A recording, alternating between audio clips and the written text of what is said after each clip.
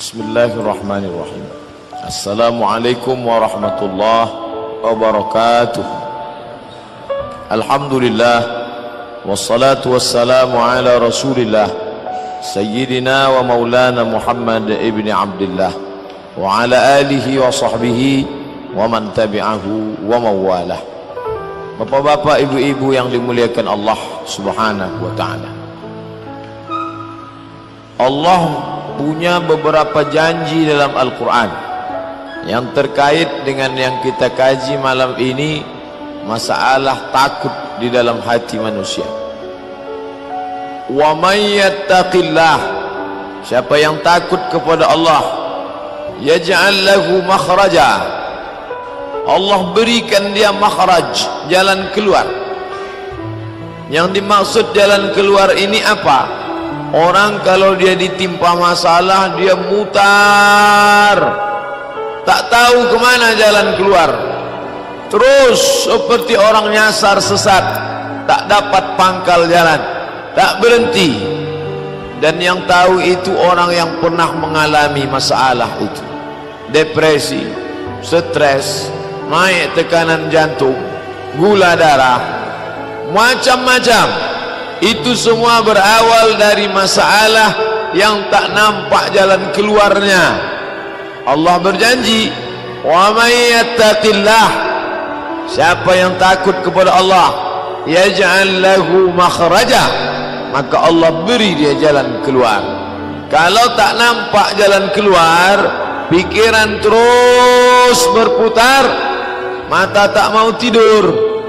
Orang yang tak mau tidur sudah kena satu daftar, insomnia. Salat isya tadi imam kita membaca, yang dibaca ayat yang Ustaz ceramahkan tadi tentang Musa, tentang hati takut. Sejuk hati kita, seperti pasir kering disiramkan air, maka tanah yang kering ketika disiram air tumbuh lumut, tumbuh taman, ada kehidupan baru.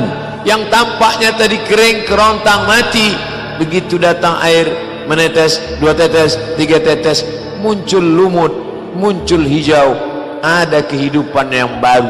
Begitulah hati kalau disirami dengan Al-Quran, disirami dengan salat sunat, disirami dengan zikir, maka dia akan mendatangkan kesejukan, ketenangan yang baru.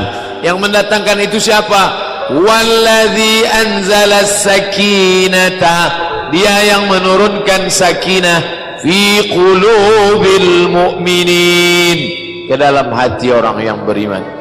Satu-satunya jalan melapangkan hati adalah kembali ke jalan Allah. Wa may yattaqillah, siapa yang takut kepada Allah, yaj'al lahu makhraja. Cukupkah hanya itu saja? Tidak. Wa yarzuquhu min haitsu la yahtasib, Allah beri dia rezeki dari jalan yang tidak disangka-sangka. Dari mana jalannya? Allah mau kasih. Ketika Maryam kehilangan ayahnya Imran, meninggal, lalu orang menyangka ini anak yatim tak akan makan, karena tukang kasih makan sudah lama mati. Yang ngasih makan ayah, sekarang yang ngasih makan, yang cari makan mati. Yang mencari makan mati. Orang menyangka dia akan susah, orang lupa ada yang memberi makan yang tak pernah mati. Yang mencari makan mati tak masalah, tapi yang memberi makan tak pernah mati, siapa dia? Ar-Razzaq, yang maha memberi rezeki. Subhanallah, Masya Allah. Kullama daqala alaiha Zakaria al-mihrab, setiap kali Zakaria masuk ke dalam mihrab, wajada indaha rizqa, banyak makanan-makanan, buah-buahan. Siapa yang ngantar ini? Ayahmu sudah meninggal, emakmu susah, siapa yang ngantar makanan? Apa jawab Maryam? Innallaha yarzuqu man yasha, kalau Allah mau memberi, maka dia beri siapa yang dia kehendaki, bi ghairi hisab, tanpa bisa diduga. Siapa ada menyangka. Allah berjanji, ini janji Allah, Maryam sudah mendapatkannya. Lalu kemudian itu pula yang terjadi pada Musa alaihi salam di tengah gurun pasir tandus kering. Kalau bapak ibu naik bis dari Kairo melewati gurun pasir dataran Sinai, sejauh mata memandang kering, fata morgana, nampak dari jauh macam kolam air. Begitu didekati rupanya pasir, nampak anak-anak onta lari kepanasan, nampaklah batang-batang korma yang kering berdebu. Tak ada makanan, tapi Allah berjanji, walaupun yang takut itu bukan Bani Israel tak takut sama Allah, pemimpinnya takut, maka Allah tetap turunkan. Apa kata Allah? Wa dhallalna alaihimul ghamama, kami naungi mereka dengan ghamam, awan hitam, sehingga cahaya matahari tak tembus sampai ke bawah. Panas di atas, sejuk di bawah. Wa anzalna alaihimul manna wassalwa, kami turunkan makanan manna dan salwa. Sampai pada puncak ketakutan di hadapan Laut Merah, di belakang pasukan Fir'aun, maju ke depan mati konyol, mundur ke belakang mati dibunuh oleh tentara pasukan Fir'aun. Apa kata sahabat Musa? Wa qala ashabu Musa, berkatalah sahabat-sahabat Musa Bani Israel, inna lamudrakun, inna lamudrakun, mati kita Musa, kena kita sekali ini, habis kita, akan disembelih oleh Fir'aun. Inna lamudrakun. Apa kata Musa? Kalla, kalla, sekali-kali tidak. Inna ma'iya rabbi sayahdin, inna ma'iya, bersamaku, rabbi, ada Allah, bersamaku ada Allah, sayahdin. Tahukah Musa bahawa laut itu akan terbelah? Tak tahu. Seandainya dia sudah tahu duluan, tak ada yang aneh, orang sudah tahu duluan. Musa dengan penuh keyakinannya mengatakan, kalla, sekali-kali tidak. Inna ma'iya, bersamaku, Rabbi, Tuhan, sayahdin, dia akan menunjukkan jalan. Tengok saja. Allah katakan, idrib bi'asakal bahr, pukulkan tongkatmu itu. Famfalaqa, maka terbentanglah jalan, terbelah di antara dua laut, di antara yang terbentang jalan, kataudil azim, seperti dinding bukit yang kokoh. Jadi bukan dia berjalan di atas air macam orang main ski air. Daratan itu nampak terbelah ke bawah, lalu air itu di sebelah kiri kanannya, kataudil azim, seperti tembok bukit yang kokoh. Lewatlah Nabi Musa alaihi salam. Sesungguhnya kisah-kisah itu diceritakan Allah, bahwa kita pun mungkin mengalami hal yang sama, seperti yang dialami Maryam, seperti yang dialami Asiyah, seperti yang dialami Musa, seperti yang dialami Isa, seperti yang dialami Muhammad sallallahu alaihi wasallam.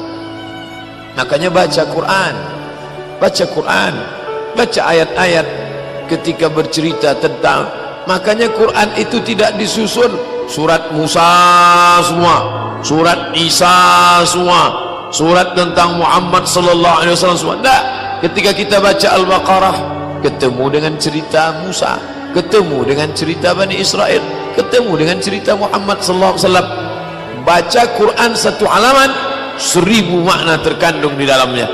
Kata Syekh Abdullah Darraz, dia seperti permata yang memiliki banyak aspek sisi cahaya. Baca dari aspek kesehatan, ketemu. Baca dari aspek akidah, jumpa. Baca dari aspek akhlak, dapat. Baca dari aspek tazkiyatun nafs, pensucian jiwa, nampak. Bercalah dia berulang-ulang, bahwa sibuk mengkaji nun mati berjumpa dengan qaf, membahas tentang ikhfa gunnah bila gunnah qalqalah, bagus. Tapi berhenti sibuk pada bunyi saja. Ada yang lebih utama daripada itu. Apa? Mudahan. Bagaimana Al-Quran menjadi hidayah. Ketika hati susah dibaca, datang ketenangan. Ketika dunia tampak sempit dibaca, datang kelapangan. Jangankan membacanya, jangankan membukanya, mendengarnya baik-baik.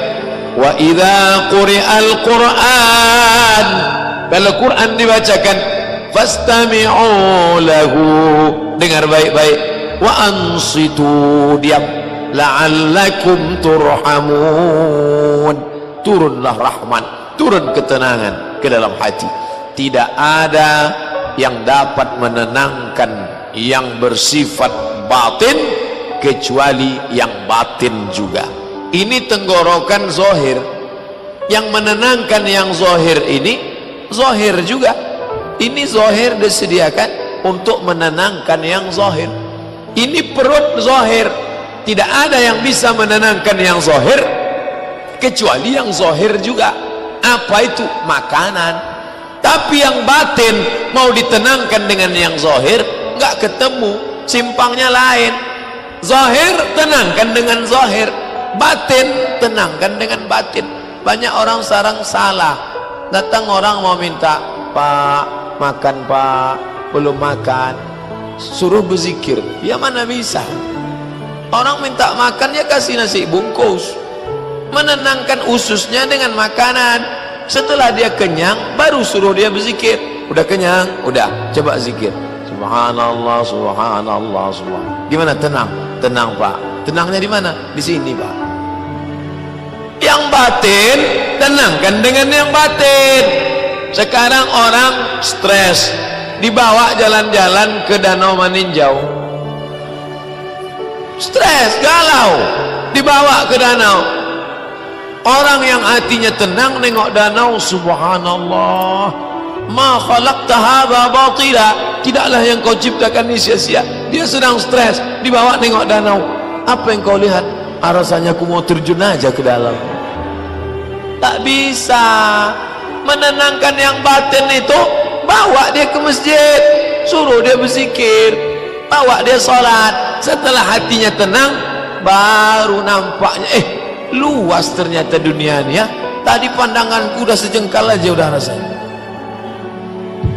Banyak orang sekarang salah menyikapi yang zahir dengan yang batin. Bapak Ibu yang dimuliakan Allah Subhanahu wa taala, beruntungnya bapak-bapak yang punya anak-anak yang sudah menenangkan diri dari sejak muda belia. Bertuahnya pula anak-anak yang punya bapak ibu yang menenangkan dia dengan kalimah-kalimah tauhid, dengan tasbih, tahmid dan takbir, dengan membawa dia ke masjid, kembali kepada jalan Allah Subhanahu wa taala. Kalau makin banyak ngaji, hati makin tenang, lanjutkan. Kalau makin banyak baca Quran, hati tenang, teruskan. Kalau sudah belajar dengan guru, hati menjadi baik, teruskan. Tapi kalau hanya menjadi garang, menjadi makin brutal, menjadi orang yang melawan, maka kita sedang bersangka-sangka berbuat baik, padahal kita sedang dipermainkan setan. Wa yahsabuna annahum yuhsinuna sun'a, mereka menyangka sedang berbuat baik, padahal mereka sedang dipermainkan. Nauzubillah. Islam mendatangkan ketenangan batin. Kalau sudah tenang, barulah bisa mencari nafkah dengan baik.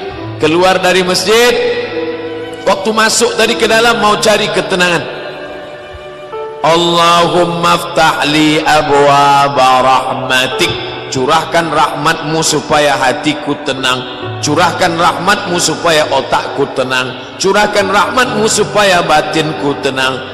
Setelah dapat rahmat Allah, keluar ke masjid, Allahumma aftah li abwaaba fadlik, bukakan pintu rezeki. Hanya orang yang tenang yang bisa mencari rezeki. Kalau hatinya tak tenang, duduk dia di ruko, duduk di toko, orang ngasih 50.000, baliknya 250.000, rugi. Orang menyerahkan cincin besi, dibalikkannya cincin emas, rugi. Orang ini untuk pupuk, disiramkannya racun, rondap disiramkannya ke tanaman, habis. Kenapa? Hati tak tenang. Tenangkan dulu di rumah Allah, baru kau pulang ke rumahmu. Sekarang orang terbalik, mencari ketenangan di rumahnya sendiri. Dia tak jumpa ketenangan itu ada di dalam Baitullah. Oleh sebab itu Bapak Ibu, tengoklah kita di masjid ini. Berapa lama kita datang ke masjid ini? masjid ini tak siap-siap, tapi hati kita tenang. Itu menunjukkan ketenangan ada diciptakan Allah. Masuk kita ke hotel mewah, megah, cantik, rapi, tapi hati kita tak tenang. Tengok sini rok pendek, tengok sana baju pendek, hati kita tak tenang, kacau, galau. Bapaknya tenang, ibu pula tak tenang. Maka kembali ke jalan Allah Subhanahu wa ta'ala. Itulah kaji kita malam ini. Apa kesimpulannya? Bapak ibu simpulkanlah sendiri. Kalau tenang bisa menyimpulkan insyaAllah. Kalau tak tenang, tak dapat kesimpulan, berarti belum tenang. Terima kasih atas segala perhatian. Mohon maaf atas segala kesilapan. Ada hal yang ingin ditanyakan, baik langsung maupun tak langsung, saya akan bahas dalam tanya jawab. Terima kasih. Wassalamualaikum warahmatullahi wabarakatuh.